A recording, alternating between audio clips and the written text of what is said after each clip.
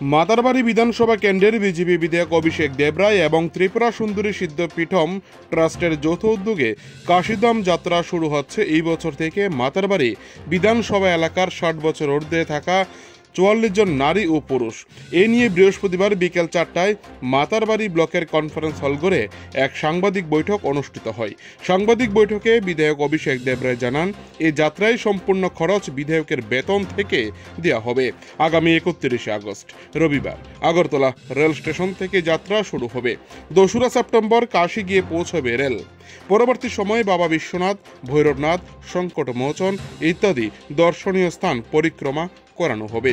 যেভাবে বিজেপি শাসিত ত্রিপুরার মাতারবাড়ি বিধানসভা কেন্দ্রের বিধায়ক অভিষেক দেবরায় এই ধরনের উদ্যোগ গ্রহণ করেছে, তাতে করে অনেকেই মনে করছেন শাসক দলের বিভিন্ন প্রভাবশালী মন্ত্রী এবং বিধায়কদের পেছনে ফেলে দিয়েছে অভিষেক।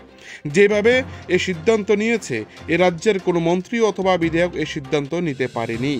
রাজনৈতিক মহলের অনেকেরই ধারণা, আগামী বিধানসভা নির্বাচনে যদি অভিষেক দেবরায়কে পুনরায় বিজেপি পার্টি থেকে বিধানসভায় টিকিট দেওয়া হয়, তাহলে আগামীবার যদি এই মাতারবাড়ি কেন্দ্র থেকে জয়ী হয়ে আসে অভিষেক দেবরায়, তাহলে তার মন্ত্রী পদের আসন একেবারেই নিশ্চিত।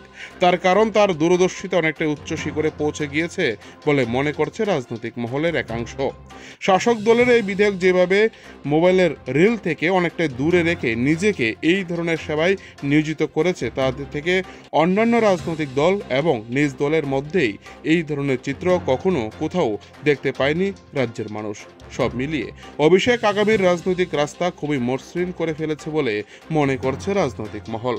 মাতারবাড়ি থেকে নিজস্ব প্রতিনিধি রিপোর্ট, টিভি 100 বাংলা। বিজেপি শাসিত ত্রিপুরার মধ্যে আপনি প্রথম বিধায়ক যে এভাবে এই ধরনের একটি কর্মকাণ্ড করেছেন, প্রথম প্রশ্ন। দ্বিতীয় প্রশ্ন হচ্ছে, বিগত দিনে যারা বিধায়ক ছিল বা অন্যান্য যারা বর্তমানে মন্ত্রী রয়েছে, তাদের এলাকাতে এই ধরনের উদ্যোগ নেই, এই বিষয়টি আপনি কিভাবে বলবেন? দেখুন, সবটা মনের বিষয়, আবেগের বিষয়। রাজনীতির জন্য আমরা সবাই রাজনীতির জন্য রাজনীতি করি এরকম বিষয় না। আমার মন চেয়েছে, আমার কাছে মনে হয়েছে, আমার মানসিকতাটা আমি বলছি।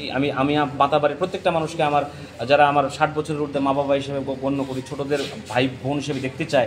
আমার তো কোনো কিছু ত্রুটি রাখতে আমি চাই না। আমি যেটাই করি আমার মনের থেকে করি। তাহলে কি মনে করছেন যে আপনার দেখানো পথে আগামী দিনে প্রভাবশালী যারা মন্ত্রীরা রয়েছে বা বিধায়করা রয়েছে, তারা আপনার পথে হাঁটবে? দেখুন, এটা তো অন্যরকম প্রশ্ন আপনি করছেন। আমার বিষয়টা আমি বলতে পারি, আমার মন চেয়েছে, আমি চাইছি এটা করতে। আচ্ছা, আপনি একজন বিধায়ক